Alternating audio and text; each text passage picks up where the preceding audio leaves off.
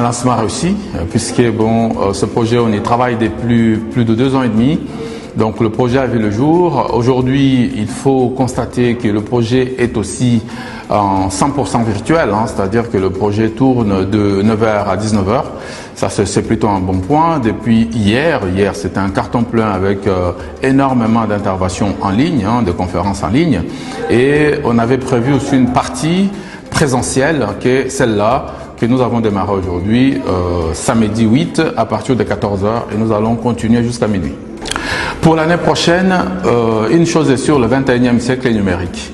Et qu'aujourd'hui, la plupart du temps, pour l'efficacité des plusieurs projets, on privilégie toute partie virtuelle du projet.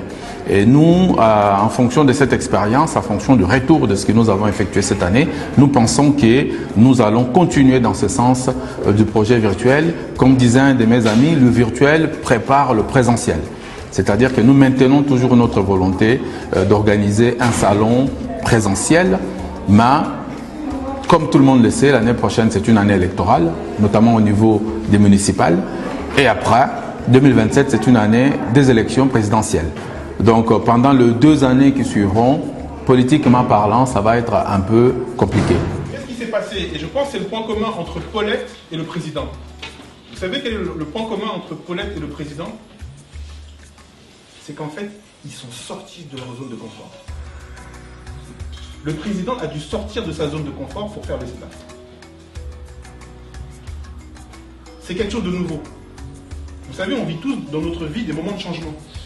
On change d'appartement, on change de situation personnelle, on a un enfant, C'est difficile de sortir de sa zone de confort, mais la vie fait qu'on sort de sa zone de confort.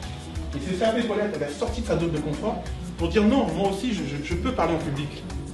Et je pense, à mon avis, c'est ça aujourd'hui le cœur de ce que nous proposons chez Dimi Coders. Nous voulons travailler avec les gens qui acceptent de sortir de leur zone de confort. Déjà, la première étape, c'est de chercher à savoir quelles sont toutes les opportunités que l'IA nous offre aujourd'hui. Et de voir, moi, à mon niveau, comment est-ce que je peux saisir cette opportunité-là. Et croyez-moi, tout le monde le peut. Et la révolution qui se passe actuellement, c'est ce qui s'était passé avec l'Internet. Je me rappelle à l'époque, il y avait le Minitel. L'Internet est arrivé, il y a des gens qui disaient tout haut, ce truc-là, il y a un truc qui est arrivé. Vous voyez qu'aujourd'hui, même les grands-mères au village, celles qui ont le téléphone, elles connaissent WhatsApp, elles connaissent des petites choses. Et croyez-moi, dans 5 ans, les grands-mères vont poser des questions à ChatGPT. On va forcément en arriver là. Alors moi, je suis plus dans la fiction. Dans la fiction parce que je me dis, bon, il y a des problématiques de l'Afrique et très souvent les grands réalisateurs, ils reproduisent une situation basée à l'Afrique. Et donc ces problématiques-là, les Africains le vivent. Donc ils ne sont pas poussés à aller voir un film avec une problématique qu'ils sont en train de vivre. Et là, on voit qu'il émerge maintenant des contenus de fiction, de la création, et des choses vraiment qui sont très, très intéressantes. Et nous, ce qui nous motive, c'est la passion surtout qu'on a de l'art. Je n'avais pas d'argent pour commencer le film, mais j'avais quelque chose qui est plus que l'argent. C'était quoi? La passion et mes collègues. Pour faire du cinéma, tu as besoin de celui qui va s'occuper de la lumière, tu as besoin de celui qui va s'occuper du son, tu as besoin de celui qui va s'occuper de l'art. Et le bien était que dans ma classe, chacun a une spécialité. Et j'ai réuni mes collègues, je les ai montré mes projets, on s'est divisé les tâches. Si j'ai dit de prendre les prix des tâches que ceux que mes amis ont contribué dans le film, il fallait que je puisse les payer l'argent, je serais dans plus de 60-70 000 euros pour payer les films que j'ai fait. On a fait des films avec le pétrole. C'est bien d'être là, mais n'oubliez pas de donner des zones qui sont en tout cas en retard sur le plan de développement. Et c'est avec vous, la diaspora africaine, vous avez un rôle très crucial, très important, et tout le pays compte sur vous pour contribuer au développement. Au développement pour que chacun de nous aujourd'hui puisse avoir une vie décente au pays. Et ça va faciliter votre condition d'existence dans vos pays d'accueil. Parce que si ça va très bien chez nous là-bas, l'Europe ne sera pas envahie par l'immigration qui est irrégulière.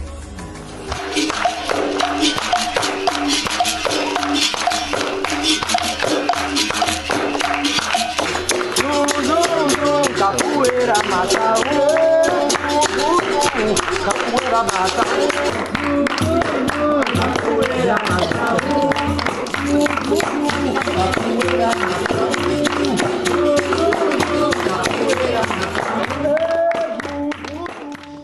Donc j'ai créé ce qu'on appelle agent de digitalisation inclusif. Ça veut dire, ce n'est pas un vendeur de technologie comme vous avez écouté, c'est quelqu'un qui va accompagner les personnes de A à Z pour leur permettre d'avoir une visibilité en ligne et de pouvoir être sûr que ces personnes-là se bénéficient d'Internet. Ça veut dire aujourd'hui ce qu'on appelle marketing digital, c'est ça que moi j'appelle agent de digitalisation inclusif. Donc ce sera des jeunes qui seront formés au logiciel pour pouvoir créer des cartes, pour pouvoir faire les visites virtuelles. Comme vous avez vu, le setup aujourd'hui, ça a passé en ligne. Ça a été, nous avons créé des espaces virtuels avec l'intelligence artificielle.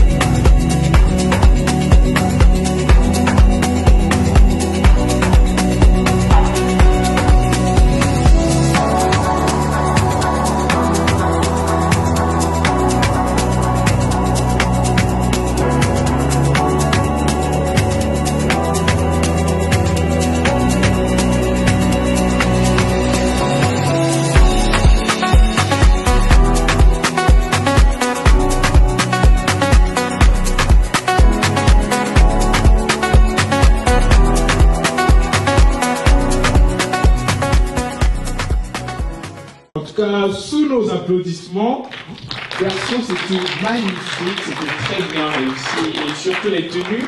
On va quand même applaudir à Dame. Merci, merci infiniment. Merci.